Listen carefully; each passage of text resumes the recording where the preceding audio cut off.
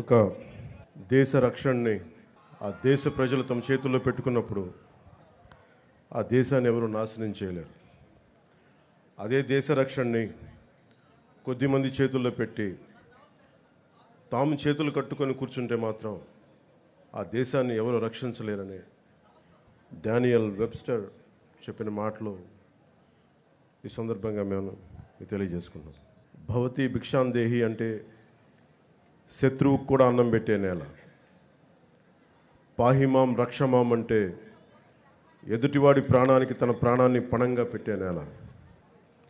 తన దేశపు సరిహద్దులు దాటి పరాయి దేశం మీద దండయాత్రని చెయ్యని నేల. అలాంటి నేల మీద ముష్కర మూకలు దండయాత్రలు చేసిన ఈస్ట్ ఇండియా కంపెనీ, బ్రిటిష్ సామ్రాజ్యవాదులు ఈ నేల సంపదలని కొల్లగొట్టిన వర్తమానంలో నియంతృత్వ ధోరణితో ప్రజా జీవితాన్ని అస్తవ్యస్తం చేస్తూ ప్రభుత్వ ఖజానాన్ని, ఆస్తుల్ని దోపిడీ చేసిన ఎవ్వరినీ కూడా ఈ దేశ ప్రజలు కాలానుగుణంగా వీరందరికీ చాలా బలమైన గుణపాఠాలు నేర్పారు.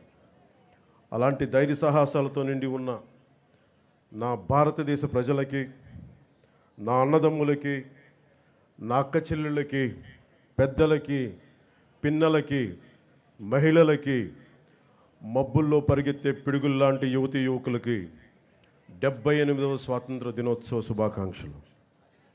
ఈ వేడుకలకు విచ్చేసిన ప్రజాప్రతినిధులు, అధికార అనధికార ప్రముఖులు, జిల్లా ప్రజలందరికీ నా హృదయపూర్వక స్వాతంత్ర దినోత్సవ శుభాకాంక్షలు. ఒక దేశపు ఆర్థిక పురోగతి దానికున్న సహజ వనరులు, మానవ వనరుల కంటే కూడా ఆ దేశాన్ని నడిపిస్తున్న నాయకుల సమర్థత, సమగ్రత, ప్రతిభ, వారి దార్శనికత మీద ఆధారపడి ఉంటుంది అని నాని పాల్కీవాలా గారు చెప్తారు. ఈ 78 ఏళ్ల కాలగమనంలో, అత్యంత కష్టకాలంలో విభజన కల్లోలాలని తట్టుకుంటూ, దేశ సమగ్రతని కాపాడుకుంటూ, డ్యాములు కట్టి, కాలువలు తవ్వి, హరిత విప్లవం కోసం రంగం సిద్ధం చేసిన పండిట్ జవహర్లాల్ నెహ్రూ గారు ఉన్నారు. జై జవాన్ జై కిసాన్ నినాదంతో దేశాన్ని ముందుకు నడిపించిన శ్రీ లాల్ బహదూర్ శాస్త్రి గారు ఉన్నారు. బంగ్లాదేశ్ ఆవిర్భావానికి శ్రీకారం చుట్టిన అపర దుర్గాదేవిగా పేరు తెచ్చుకుని అభివర్ణించబడే ఇందిరాగాంధీ గారు, మీరు హిస్టరీ కాదు, మీరు జాగ్రఫీని సృష్టించారనే పేరు తెచ్చుకున్న ఇందిరాగాంధీ గారు ఉన్నారు. శ్రీమతి ఇందిరాగాంధీ గారు ఉన్న బంగారు నిల్వలు కూడా అమ్ముకోవాల్సిన దుస్థితిలో తన మేధా సంపత్తితోటి, విశిష్టమైన రాజకీయ అనుభవంతో ఆర్థిక సంస్కరణలు పట్టుకొచ్చి భారతదేశాన్ని తిరిగి ప్రపంచ పటంలో పెట్టిన గొప్ప వ్యక్తి, దార్శనికుడు పివి నరసింహారావు గారు ఉన్నారు. ప్రతి దశాబ్దానికి భారత భూభాగం మీద దండయాత్ర చేసే శత్రు దేశాలకి, వాటిని నడిపించే నాయకులకి వారి దేశ ఆర్థిక మూలాలు కానీ మొత్తం కదిలిపోయేలా, వారి మూలాలు కదిలిపోయేలా, శత్రు దేశాల మూలాలు కదిలిపోయేలా పోఖ్రాన్లో అణుబాంబుని పేల్చి భారతదేశ స్థాయిని చూపించి ప్రపంచాన్ని నివ్వెరపోయేలా చేసిన సింహరాజం శ్రీ అటల్ బిహారీ వాజ్పేయి గారు ఉన్నారు. ఆ తర్వాత కాలంలో కశ్మీర్ నుండి కోయంబత్తూర్ వరకు ఉగ్రవాదుల పేలుళ్ళు, గోకుల్ చాట్ పేలుళ్ళు, పార్లమెంట్ మీద దాడులు, ముంబై మహానగరాన్ని పట్టుమని 10 మంది ఉగ్రవాదులు దాడి చేస్తే తిరిగి అంతా దేశం అల్లకల్లోలం అయిపోయిన సమయంలో, అసలు ఈ దేశం పోఖ్రాన్ను అణుబాంబు పేల్చినా కూడా ఈ దౌర్భాగ్యమైన పరిస్థితి ఏంటి అని అనుకున్న సమయంలో, పాత తరం నాయకుల్లా కాదు, మా దేశం మీద దాడి చేస్తే, మా వ్యవస్థల మీద దాడి చేస్తే మీ దేశంలోకి దూరి మరీ కొడతామని చెప్పి 3వసారి ప్రధానమంత్రిగా ప్రమాణ స్వీకారం చేసిన శ్రీ నరేంద్ర మోదీ గారు ఉన్నారు. ఇలాంటి మహానుభావులు ఎందరో, వారందరికీ నా వందనం. మన కాకినాడకు సంబంధించి ఎందరో మహానుభావులు, ఫ్రీడమ్ ఫైటర్స్ ఉన్నారు. దుర్గాబాయి దేశ్ముఖ్, బులుసు సాంబమూర్తి గారు, అలాగే 53 రోజులు మనకి ఉపవాసం చేసి బలిదానమై రాష్ట్రాన్ని ఇచ్చిన పొట్టి శ్రీరాములు గారు ఉన్నారు. పేరు లేని ఊరు లేని ఎందరో ఫ్రీడమ్ ఫైటర్స్, స్వాతంత్ర సమరయోధులు వారి త్యాగాల్ని ఇది గుర్తు చేసుకునే సమయం. ఎన్ని కోట్ల మంది త్యాగాలు చేశారు. ఒక 19 ఏళ్ల ఖుదీరామ్ బోస్, 23 ఏళ్ల భగత్ సింగ్, 13 ఏళ్ల రాణి గుయిడిని, వారందరికీ అంత చిన్న వయసులో చనిపోవడానికి ఏ అవసరం ఉంది? పుట్టబోయే తరాల సానుభూతితోటి బాగుండాలని ఒకే ఒక కోరిక వారిని బలిదానాలు చేసేలా చేసింది. మనం ఎవరి త్యాగాల మీద, బలిదానాల మీద మనం బతుకుతున్నామో వారిని గుర్తు తెచ్చుకోవడానికి, బాధ్యతగా భవిష్యత్ తరాలకి మనం అదే భవిష్యత్తుని, బలమైన భవిష్యత్తుని ఇవ్వడానికి ఇది ఈ రోజుని మనం తీసుకుంటాం. ఆ దేశభక్తే మమ్మల్ని ఈ రోజున ఇక్కడ ఇలా నిలబెట్టింది. ఒక నియంతృత్వ ధోరణితో 3.5 కోట్ల మంది ప్రజల కోసం స్వాతంత్ర స్ఫూర్తిని తీసుకుంటూ ఈరోజు మీ ముందు నిలబడ్డాం. ఇదే రోజున సంవత్సరం కరెక్ట్గా 78 సంవత్సరాల క్రితం ఇంకా మన పక్కనున్న తెలంగాణకి ఇంకా స్వాతంత్రం రాలా. నెహ్రూ గారు ఎర్రకోట మీద జెండా ఎగరేస్తున్నప్పుడు పక్కనున్న పంజాబ్లో వేలాది మంది ఆడపడుచుల మానాలకి అవమానం జరిగింది. మన పక్కనున్న తెలంగాణలో రజాకారులు అర్ధనగ్నంగా ఆడపడుచుల్ని బతుకమ్మాడించిన పరిస్థితులు. అలాంటి పరిస్థితులను తట్టుకొని పాకిస్తాన్, తూర్పు పాకిస్తాన్గా 2 విడిపోయి ఇప్పుడు ప్రస్తుత బంగ్లాదేశ్ విడిపోతూ ఎన్ని లక్షలాది మిలియన్స్ ఆఫ్ పీపుల్ రోడ్ల మీద పడిపోయి ఉన్న ఊరిని, సొంత ఊరిని, ఇళ్ళని వదిలేసి కాందీసుకులుగా ఏర్పడ్డారు. వారి బలిదానాల మీద ఈ దేశం నిర్మించబడింది. వారి బలిదానాలను గుర్తు తెచ్చుకునే రోజు ఇది. మనందరం ఆనందించే రోజు కంటే కూడా ఎంత బాధ్యత ఉండాలని గుర్తుకు పెట్టే రోజు. అలాంటి బాధ్యతే ఈ రోజున మిమ్మల్ని ఈ వేదిక ముందు నిలబెట్టింది. 1923 కాకినాడలో జరిగిన భారతీయ జాతీయ కాంగ్రెస్ మహాసభలు జిల్లా వేదికగా జరిగిన ఒక అపురూప ఘట్టం. గాంధీజీ గారి పిలుపు మేరకు జిల్లా ప్రజలు చొల్లంగి, ఉప్పాడ తీరంలో నిర్వహించిన ఉప్పు సత్యాగ్రహం బ్రిటిష్ పాలకులను గడగడలాడించింది. విప్లవ జ్యోతి మన్యం వీరుడు అల్లూరి సీతారామరాజు కాకినాడలో చదువుతున్న రోజుల్లోనే దేశ దాస్య విముక్తి కోసం పోరాట కాంక్ష ఆయనలో రగులుకుంది. ఆంధ్ర భగత్ సింగ్గా ఖ్యాతి గడించిన ప్రతివాద వెంకటాచారి కాకినాడలో నిర్వహించిన విప్లవ ఉద్యమం తెల్లవాళ్ల వెన్నులో వెనుక పుట్టించింది. అందుకే ఆయన ప్రతివాద భయంకరాచారి అంటారు. దుర్గాబాయి దేశ్ముఖ్, బులు సాంబమూర్తి వంటి ఎందరో జిల్లా ప్రముఖులు స్వాతంత్రోద్యమంలో ప్రజల ముందుకు నడిపించారు. వారి ఆశయాల బాటలో కుల, మత, భాష, ప్రాంతాలకు అతీతంగా దేశ సమగ్రతకు, సంక్షేమం, సామాజిక న్యాయం మౌలిక లక్ష్యాలుగా సుపరిపాలనను ఈ రాష్ట్ర ప్రభుత్వం ప్రజలకు అందిస్తుంది. సూపర్ 6 ప్రాధాన్యతల అమలుతో రాష్ట్ర పునర్నిర్మాణానికి షణ్ముఖ వ్యూహంతో ముందుకు వెళ్తుంది. ఈ 78వ స్వాతంత్ర దినోత్సవ శుభవేళ మన జిల్లాలో అమలవుతున్న అభివృద్ధి సంక్షేమ కార్యక్రమాలను మీకు ఒక సంక్షిప్తంగా వివరిస్తాను. దేశంలోనే ఆదర్శనీయ రైతులు, వృద్ధులు, దివ్యాంగులు, వితంతువులు తదితర ఏ ఆసరా ఆలంబన లేని 28 కేటగిరీల ప్రజలకు రాష్ట్ర ప్రభుత్వం అండగా నిలుస్తూ వారికి సామాజిక పెన్షన్లు గణనీయంగా పెంచింది. జిల్లాలో 17 కేటగిరీలకు చెందిన 2,77,594 మంది లబ్ధిదారులకు 117 కోట్ల మొత్తం పెన్షన్లు అందిస్తుంది. నిత్యాన్నదానంతో అన్నార్తుల ఆకలి తీర్చి పేదల మదిలో ఆరాధ్యమూర్తిగా నిలిచిన అపర అన్నపూర్ణ డొక్కా సీతమ్మ గారు ఆమె మహోన్నత జీవితం ఆశయాలకు నివాళిగా ఎన్డీఏ రాష్ట్ర ప్రభుత్వం పాఠశాలల్లో మధ్యాహ్న భోజన పథకాన్ని డొక్కా సీతమ్మ గారి పేరిట అమలు చేస్తుంది. జిల్లాలో 1,258 పాఠశాలల్లో 1,22,591 మంది విద్యార్థులకు, చిన్నారులకు డొక్కా సీతమ్మ మధ్యాహ్న బడి భోజన పథకం ద్వారా పౌష్టికాహారం అందిస్తున్నారు. ₹2 కిలో బియ్యం పథకం లాంటి ఎన్నో పేదరిక నిర్మూలన కోసం పథకాలకు నాంది పలికిన స్వర్గీయ నందమూరి తారక రామారావు గారు పేదల కోసం ఆయన స్ఫూర్తి ఆశయాలు కొనసాగింపుగా రాష్ట్ర వ్యాప్తంగా పట్టణాల్లో పేదలకు ₹5 భోజనం అందించే అన్నా క్యాంటీన్లని ఈ రోజు నుంచి పునఃప్రారంభిస్తున్నాం. మన జిల్లాలో మొత్తం 11 అన్నా క్యాంటీన్లు పేదలకు అందుబాటులో వస్తున్నాయి. ప్రజలకు పారదర్శక రీతిలో ఇసుక లభ్యత కోసం నూతన ఉచిత ఇసుక విధానాన్ని రాష్ట్ర ప్రభుత్వం గత జూలై 8వ తారీఖు నుండి అమలులోకి తీసుకొచ్చింది. తొలి విడత ప్రధాన్ మంత్రి ఆవాస్ యోజన పథకం కింద జిల్లాలో వచ్చే అక్టోబర్ నెల నాటికి 4,500 గృహాల నిర్మాణం పూర్తి చేసేందుకు 100 రోజుల ప్రణాళిక అమలవుతోంది. ప్రధాన్ మంత్రి ఆవాస్ యోజన 2.0 ద్వారా 2025 నుండి కేంద్ర ప్రభుత్వం అందించే 2.5 లక్షలు మొత్తానికి తన వంతుగా 1,50,000 జోడించి 4 లక్షల రూపాయల యూనిట్ విలువతో పేదలకు గృహాలు నిర్మించాలని రాష్ట్ర ప్రభుత్వం నిర్ణయం తీసుకుంది. అలాగే పేదలకు గ్రామీణ ప్రాంతాల్లో 3 సెంట్లు, పట్టణ ప్రాంతాల్లో 2 సెంట్లు నివాసన స్థలాలు మంజూరుకు నిర్ణయించింది తెలియజేసేందుకు చాలా సంతోషిస్తున్నాం. 2014-2019 వరకు జిల్లాలో ఇల్లు నిర్మించుకున్న లబ్ధిదారులకు పెండింగ్ ఉన్న బిల్లులకు సుమారు 49 కోట్ల రూపాయలు బకాయిలను చెల్లించేందుకు ప్రభుత్వం విధి విధానాలను రూపొందిస్తుంది.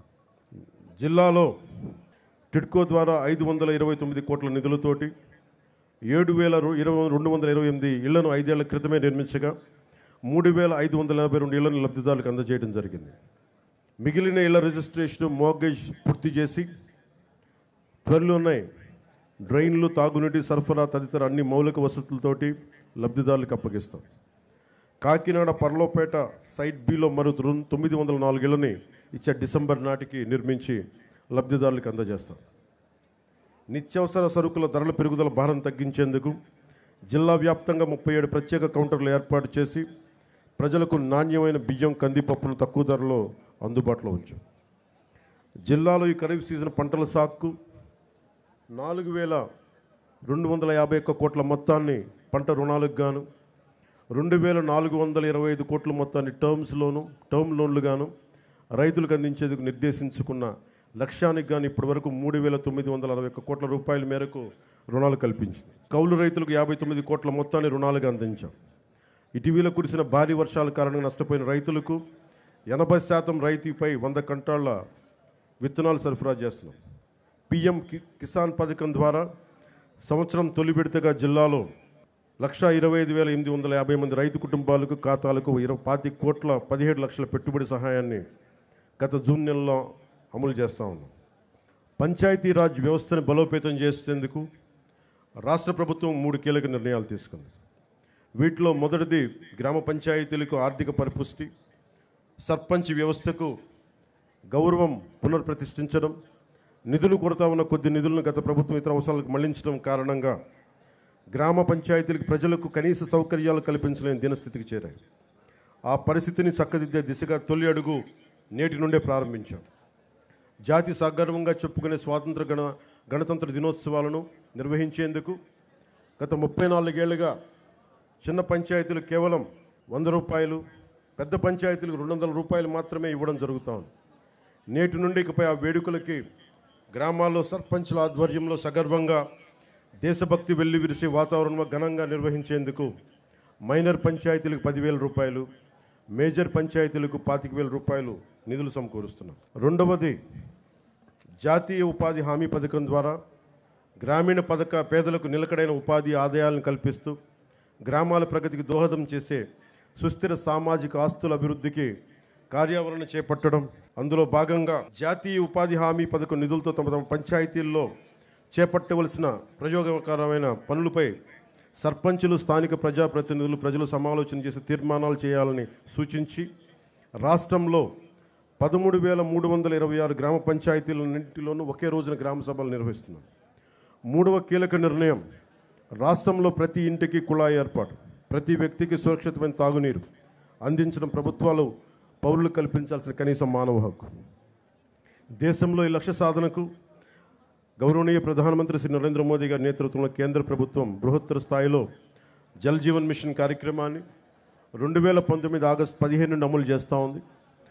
దురదృష్టవశాత్తు గడిచిన 5 ఏళ్లలో మన రాష్ట్రంలో ఈ పథకాన్ని సద్వినియోగం చేసుకోలేదు. 5 ఏళ్లలో 27,000 కోట్ల నిధులు ఖర్చు చేయవలసి ఉండగా కేవలం 4,000 కోట్లు మాత్రమే ఖర్చు చేయడం జరిగింది. ఖర్చు చేసిన 4,000 కోట్లతో కూడా కేవలం సొమ్ము చేసుకునే పైప్ లైన్లు పనులే చేసి తాగునీరు అందించేందుకు అత్యవసరమైన వాటర్ సోర్స్ వనరుల అభివృద్ధి పనులు మాత్రం పూర్తిగా విస్మరించడం జరిగింది. ఫలితంగా జలజీవన్ మిషన్ యొక్క లక్ష్యం రాష్ట్రంలో సాకారం కాలేదు. ప్రతి ఆవాసంలో తాగునీటి సరఫరా పరిస్థితిని సమీక్షించేందుకు 12 అంశాలపై రాష్ట్రంలో పల్స్ సర్వే చేపట్టాం. పల్స్ సర్వేలో సేకరించిన సమాచారం ఆధారంగా రాష్ట్రంలోని ప్రతి ఇంటికి తాగునీటి కుళాయి ఏర్పాటుకు పటిష్టమైన సత్వర కార్యాచరణకు రూపకల్పన చేయబోతుంది. అలాగే ఉపాధి అవకాశాలు, ఉద్యోగాల కోసం వేచి చూసి కాలం ముందుకెళ్ళిపోతుంది, కానీ నేను కళల మటుకు వెనకబడిపోతున్నాయన్న యువత కోసం ఒక 20 లక్షల ఉద్యోగాలు తీసుకురావాలి. టూరిజం సెక్టార్లో, వైద్యం, హెల్త్ సెక్టార్లో, పరిశ్రమల్లో, అలాగే యువతని ఎంటర్ప్రెన్యూర్స్గా తయారు చేసే కార్యక్రమం, దానికి ముందు స్కిల్ డెవలప్మెంట్ జరగాలి. పెట్టుబడులు వచ్చేలాగా పొలిటికల్ స్టెబిలిటీతో ఈ రాష్ట్ర పెట్టుబడిదారులందరికీ, ఎవరైతే పెట్టుబడి వస్తారో పారిశ్రామికవేత్తలకి, వారికి భరోసా ఇవ్వడం పొలిటికల్ స్టెబిలిటీతో. అలాగే 974 కిలోమీటర్లు, దాదాపు మిగతా అన్ని కలుపుకుంటే 1047 కిలోమీటర్ల తీర ప్రాంతం ఉంది. ఈ తీర ప్రాంతంలో యువతకి ఈ నీలి విప్లవం ద్వారా మత్స్య సంపద మీద, వాటికి సంబంధిత వ్యాపారాల మీద ఒక బలమైన ప్రణాళికతో ముందుకు రాబోతున్నాం. సామాజిక వెనుకబాటుతనాన్ని గుర్తించి అన్ని సామాజిక వర్గాల్లో కూడా డబ్బు వచ్చేలాగా, డబ్బు అంటే కేవలం కొద్ది మందిగా ఉండిపోవడమే కాదు, క్రీమీ లేయర్ కాకుండా అందరికీ డబ్బు రావాలి, ఆ విధంగా ప్రత్యేక దృష్టి పెడుతున్నాం. అలాగే టూరిజం సంబంధించి కోస్టల్ టూరిజం ఉంది, టెంపుల్ టూరిజం ఉంది, ఎకో టూరిజం ఉంది. వీటన్నిటిలో కూడా యువతకి ప్రాతినిధ్యం లభించేలాగా చర్యలు తీసుకుంటున్నాం. అలాగే ఒక 1,00,000 మంది యువ రైతులను తయారు చేయాలి, సేంద్రియ రైతులుగా అనేది ఈ ప్రభుత్వం యొక్క లక్ష్యం. యువతని నిస్తేజం చేస్తున్న మాదక ద్రవ్యాల సాగు, గంజాయి సాగు, రవాణా విక్రయాలను సమూలంగా నిర్మూలించేందుకు భారత్ లక్ష్యంగా జిల్లాల గత జూన్ నుండి నషాముక్త భారత్ అభియాన్ కార్యక్రమం ద్వారా వివిధ ప్రభుత్వ శాఖలు, స్వచ్ఛంద సంస్థల సమన్వయంతో 100 రోజులు ఒక ఉద్యమాన్ని నిర్వహిస్తున్నాం. జిల్లాలో శాంతి భద్రతను పరిరక్షిస్తున్న పోలీస్ సూపరింటెండెంట్, వారి సిబ్బందికి, పేదరిక నిర్మూలన సహకరిస్తున్న బ్యాంకుల అధికారులకి సందర్భంగా ప్రత్యేకమైన అభినందనలు తెలియజేస్తున్నాం. గత ప్రభుత్వంలో చాలా క్షీణించిపోయింది. మన ఉమ్మడి కర్నూలు జిల్లాలో 10 ఏళ్ల పాపని పూర్తిగా 18 ఏళ్ళు రాని పిల్లలు, 14 ఏళ్ళు 13 ఏళ్ళ పిల్లలు మానానికి భంగం కలిగించేలా ఎలా ప్రవర్తించారో మనందరికీ తెలుసు. 14 ఏళ్ళ సుగాలి ప్రీతికి స్కూల్కి వెళ్ళిన సుగాలి ప్రీతి తిరిగి ఇంటికి రాలేదు, శవమై తిరిగి వచ్చింది. ఎటు చూసిన గత ప్రభుత్వ కాలంలో లా అండ్ ఆర్డర్ చాలా బలహీనపడిపోయింది, నిర్లక్ష్యం చేయబడ్డాయి విల్ఫుల్గా. ఈ ప్రభుత్వం లా అండ్ ఆర్డర్ని చాలా బలంగా తీసుకుంటాం. ఇక్కడ లా అండ్ ఆర్డర్ సరిగ్గా లేకపోతే పెట్టుబడులు వచ్చినా కానీ వెనక్కి వెళ్ళిపోతాయి. పెట్టుబడులకి, ఉద్యోగాలకి, రాష్ట్ర అభివృద్ధికి చాలా కీలకం లా అండ్ ఆర్డర్. అన్ని సభల్లో అధికారులందరికీ, కలెక్టర్ సదస్సులో ఒకటే చెప్పాం, లా అండ్ ఆర్డర్ చాలా బలంగా ఉండాలి. ఒక ఆడబిడ్డ ఇంట్లో నుంచి బయటికి వెళ్ళి క్షేమంగా తిరిగి ఇంటికి వెళ్ళాలి, ఆ స్థితిలో ఉండాలని మేము కోరుకుంటా ఉన్నాం. చాలా లా అండ్ ఆర్డర్ మీద చాలా అన్కాంప్రమైజింగ్ యాటిట్యూడ్, అన్కాంప్రమైజింగ్ ధోరణితోటి చాలా బలంగా ముందుకెళ్తున్నాం. ఈ సందర్భంగా మీకు ఒకటే తెలియజేసుకుంటా ఉన్నాం. చిన్నపాటి సంఘటన, UPA 2 గవర్నమెంట్ ఉన్నప్పుడు ముజ్ఫర్ నగర్లో ఒక ఆడబిడ్డని, ఒక వర్గానికి చెందిన ఆడబిడ్డని ఇంకొక వర్గం అబ్బాయిలు ఇబ్బందికి గురి చేస్తే వాళ్ళ ఆడబిడ్డ అన్నదమ్ములు వచ్చి గొడవ పెట్టుకుంటే, ఎందుకు మా చెల్లిని ఏడిపిస్తున్నారంటే అది మొత్తానికి ఒక కమ్యూనల్ గొడవ అయిపోయింది. యాక్చువల్గా చూస్తే అది ఒక law and order issue. So law and ఆర్డర్ని సరిగ్గా కనుక మనం చేయకపోతే అది ఏ స్థాయికి గొడవలైనా వెళ్ళిపోతాయి. అందుకని ఈ ప్రభుత్వం లా అండ్ ఆర్డర్ మీద చాలా బలమైన నిర్ణయాలు తీసుకుంటుంది. సోషల్ మీడియాలో పోస్టుల దగ్గర నుంచి బయట విచ్చలవిడిగా మాట్లాడేవాళ్ళు, ఆడబిడ్డల మాన ప్రాణాలని ఇబ్బంది పెట్టేవాళ్ళు, దాడులు చేసేవాళ్ళు, దౌర్జన్యాలు చేసేవాళ్ళు కొంచెం జాగ్రత్తగా ఉండాల్సిన సమయం అది. ఆడబిడ్డల మాన ప్రాణ సంరక్షణలకు ఇబ్బంది కలిగిన, సగటు మనిషి ఆస్తిపాస్తులకు ఇబ్బంది కలిగిన దేశ సమగ్రతకి భంగం కలిగించిన, సామాజిక భద్రతకి భంగం కలిగించిన ఈ ప్రభుత్వం చాలా గట్టి నిర్ణయాలు తీసుకుంటుంది. అధికార ఎస్పీలకు కానీ కలెక్టర్ చాలా స్పష్టంగా చెప్పాం మన కలెక్టర్ సదస్సులో, అన్కాంప్రమైజింగ్ యాటిట్యూడ్ తోటి, రాజీ లేని ధోరణితోటి లా అండ్ ఆర్డర్ని ముందుకు తీసుకెళ్లాలని. ఈరోజు రాష్ట్రం లోతుకెళ్ళి చూస్తే, గతంలో కూడా తెలుసు, లోతుకెళ్ళి చూస్తే ఏ స్థాయిలో ఆర్థిక వ్యవస్థ ఉందంటే చిన్న భిన్నం అయిపోయింది. వేలాది కోట్లు, 4,000 కోట్లతోటి పంచాయతీరాజ్ మేము జల్ జీవన్ మిషన్కి నిర్మించామని చెప్తే పైపులు వేశారు, కానీ ఆ పైపులకి సంబంధించిన వాటర్ సోర్స్ ఇవ్వలేదు. అందుకే దాని మీద పల్స్ సర్వే జరిపిస్తూ ఉన్నాం. లా అండ్ ఆర్డర్తో పాటు ప్రజా సంపదని దుర్వినియోగం చేసిన ఎవరిని కూడా వదిలిపెట్టకుండా వారికి చట్టాల పరిధిలోకి తీసుకొస్తాం. ఉదాహరణకి మనకి ఏడీబీ రోడ్ అంటాం, 50 కిలోమీటర్లు కాకినాడ టు రాజమండ్రి. దానికి కావాల్సింది 390 కోట్లు. కొన్ని లక్షలాది మంది ఎప్పుడు తిరిగే రోడ్డు. అలాంటి రోడ్ని దృష్టి వదిలేసి, అలాంటి ఇన్ఫ్రాస్ట్రక్చర్ ఫెసిలిటీస్ వదిలేసి గత ప్రభుత్వం 640 కోట్ల పైచిలుకుతోటి అక్కడ ఋషికొండలో ప్యాలెస్ నిర్మించుకున్నారు. ఎక్కడ ఈ డబ్బు వెళ్ళిపోతుందో మీకు అర్థమవుతా ఉంది కదా. ఇవన్నీ ఆగాలి. ఇవన్నీ ఆగటానికి మీరందరం కృషి చేశారు. ఈరోజు మా మీద బాధ్యత పెట్టారు. వెంటనే ఈ ఏడీబీ రోడ్డు కూడా చాలా అత్యంత తొందరలో పూర్తి చేయాలి అని నిర్ణయం తీసుకున్నాం. క్యాబినెట్కి తెలియజేశాం. గౌరవ ముఖ్యమంత్రి శ్రీ చంద్రబాబు నాయుడు గారు తెలియజేశాం. ఈ ఏడీబీ రోడ్డు కూడా త్వరగా పూర్తి చేసే బాధ్యత ఈ కొత్త ప్రభుత్వం తీసుకుంటుంది. మన కర్ణాటకకి వెళ్తే రెడ్ శాండర్స్, మన ఎర్రచందనం దొంగలు మన అడవుల్లో కొట్టేసి, శేషాచలం అడవుల్లో కొట్టేసి కర్ణాటకలో తరలిస్తూ ఉంటే కర్ణాటకలో పట్టుకున్నారు. 100 కోట్ల రూపాయలు ఒకసారి, 40 కోట్ల రూపాయలు ఇంకొకసారి. ఆంధ్రప్రదేశ్ చెందిన ఎర్రచందనం దొంగల్ని మన కర్ణాటక ప్రభుత్వం తీసుకుంది. అక్కడ ఫారెస్ట్ అధికారులు చెప్పారు, వేలం వేశారు. ఆ డబ్బు కర్ణాటక ప్రభుత్వానికి వెళ్ళిపోయింది. అదే 140 కోట్లు కనుక మనకు ఉండుంటే, రాష్ట్ర ఖజానాలు కనుక ఉండుంటే, ఎంతమంది విద్యార్థుల్ని అంబేద్కర్ విదేశీ విద్యా పథకానికి పంపించవచ్చు, ఫీజు రీఎంబర్స్మెంట్లు చేయొచ్చు, ఇలాంటివి ఎన్నో చూడొచ్చు. కానీ దురదృష్టం ఆ పరిస్థితుల్లో లేదు. సో మేము ముందుకొచ్చి ఇవన్నీ బయటికి తీసి ఆ నిధుల్ని అవన్నీ తిరిగి మనకి చెందేలాగా ప్రయత్నాలు మొదలు పెడతాం. మా మీద చాలా బలమైన బాధ్యత పెట్టారు మీరందరూ. ఆ బాధ్యతని చాలా జాగ్రత్తగా, బరువు బాధ్యతలతోటి ముందుకు తీసుకెళ్తాం. నేను డిప్యూటీ ముఖ్యమంత్రిగా ప్రమాణ స్వీకారం చేస్తున్నాను. నాకు కొన్ని పరిధిలోనే మాట్లాడాల్సిన అవసరం ఉంది.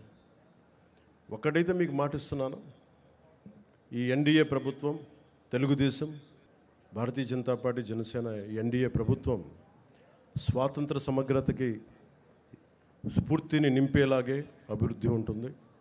భావితరాల కోసం మేము అండగా నిలబడతాం.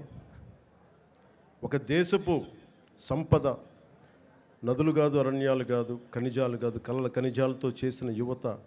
ఆ యువత కోసం పెద్ద ఎత్తున మన బాధ్యతతోటి పెద్ద ఎత్తున కార్యక్రమాలు చేపడతాం. ముఖ్యంగా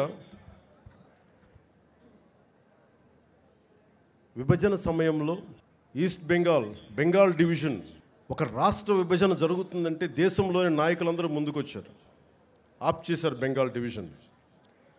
అదే ఒక దేశం, భారతదేశం పాకిస్తాన్గా విడిపోతుంటే నాయకులందరూ కామ్గా అయిపోయారని సర్దార్ వల్లభాయ్ పటేల్ గారిని అడిగితే వల్లభాయ్ పటేల్ గారు ఒకటే చెప్పారు, మేము పెద్దవాళ్ళం అయిపోయాం, అలసిపోయాం, శక్తి లేక, పోరాట శక్తి లేక కామ్ అయిపోవాల్సి వచ్చింది అనేది అది ఆయన చెప్పింది.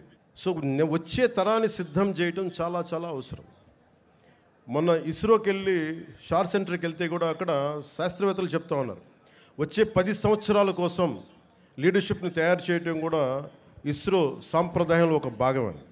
వచ్చే తరం 2047కి కొత్త నాయకులు తయారు చేయడం కూడా చాలా అవసరం ఉంది. జిల్లా స్థాయిలో, పంచాయతీ స్థాయిల నుంచి రాష్ట్ర స్థాయి, దేశ స్థాయిలో కొత్త తరం నాయకులకి తయారు చేయాల్సిన బాధ్యత అందరూ తీసుకోవాలి. దాంతోపాటు మేము కూడా ఆ బాధ్యతను తీసుకుంటామని మీకు తెలియజేసుకుంటూ, భవిష్యత్తు యువతరానిదే. ఆ యువతరానికి అండగా ఉంటాం. మాటలతో కంటే కూడా చేతుల్లో చెప్పి చూపిస్తామని తెలియజేసుకుంటూ, ఈ 78వ స్వాతంత్ర దినోత్సవ సందర్భంగా మరోమారు మీ అందరికీ పేరు పేరున ధన్యవాదాలు తెలియజేసుకుంటూ సెలవు తీసుకున్నాను. జై హింద్.